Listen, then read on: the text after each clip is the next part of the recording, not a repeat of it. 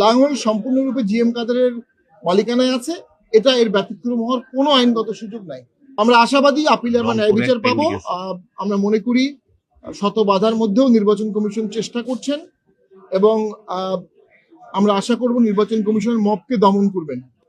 মবকে দমন না করলে নির্বাচন সুষ্ঠু হওয়ার কোনো সম্ভাবনা আমরা দেখি না।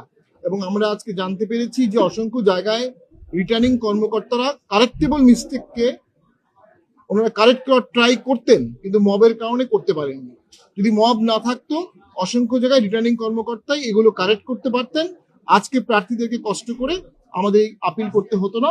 এটা অত্যন্ত কষ্টসাধ্য ব্যাপার প্রার্থীর জন্য।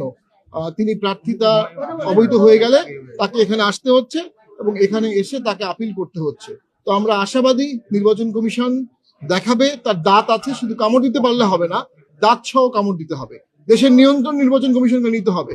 12 তারিখ পর্যন্ত বাংলাদেশের সরকার নির্বাচন কমিশনের সরকার, সেটা নির্বাচন কমিশনকে এক্সাক্ট করতে হবে। ধন্যবাদ সবাইকে।